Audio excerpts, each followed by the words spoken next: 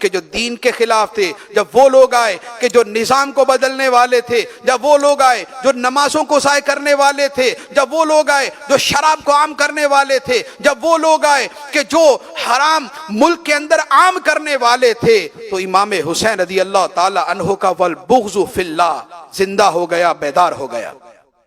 ان صلاتی و نسکی و محیای و مماتی للہ رب العالمین، اے حبیب تم کہہ دو بے شک میری نماز اور میری قربانی اور میرا جینا اور میرا مرنا سب اللہ کے لیے ہے جو تمام جہانوں کا پالنے والا ہے۔ نماز قرآن کی آیتوں کی تفسیر امام حسین رضی اللہ تعالیٰ عنہ نے کیسے کر کے دکھائی؟ نبی پاک صلی اللہ علیہ وآلہ وسلم کے صحابہ کرام کی شان میں رب نے فرمایا اشداء علی الکفار رحماء بینہم تراہم رکعا سجدا یبتغون فضلا من اللہ ورضوانا سیماہم فی وجوہہم من اثر السجود۔ فرمایا کافروں پہ سخت ہے، اپنوں میں نرم ہے، اور ان کی حالت یہ ہے کہ تم انہیں دیکھو گے رکوع کی حالت میں، سجدے کی حالت میں، اپنے رب کا، اللہ کا فضل اور اس کی خوشنودی تلاش کرتے ہوئے۔ ان کے سجدوں کے نشان ان کی پیشانیوں میں موجود ہیں۔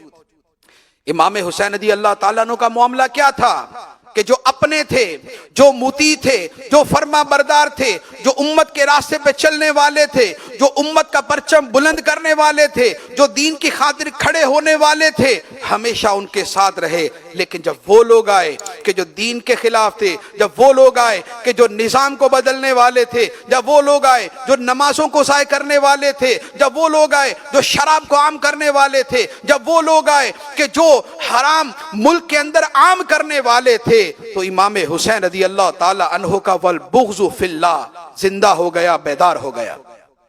آپ کا اللہ کی خاطر بغض رکھنا اور نفرت کرنا اور برائی کو ناپسند کرنا کھڑا ہو گیا، اور آپ نے پھر وہاں پر اس عمل کا اظہار فرمایا، اور اس حالت میں قرآن فرماتا ہے تراہم رکعا سجدا، تم انہیں رکوع میں دیکھو گے، انہیں سجدے میں دیکھو گے۔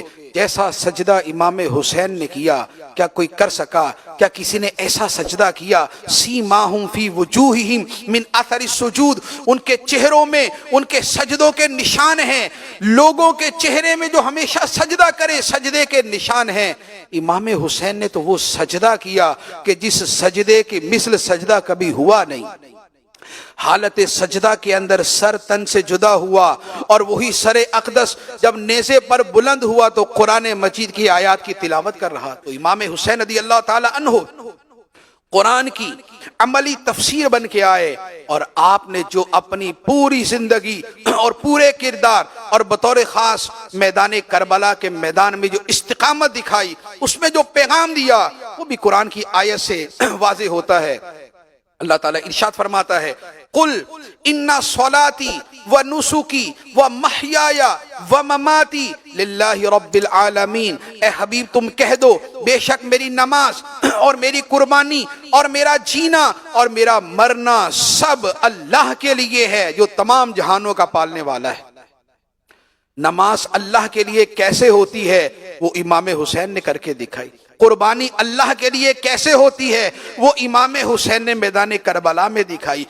زندگی اللہ کے لیے کیسے ہوتی ہے وہ امام حسین نے گزار کے دکھائی، اور مرنا اللہ کے لیے کیسا ہوتا ہے وہ امام حسین نے کر کے دکھایا۔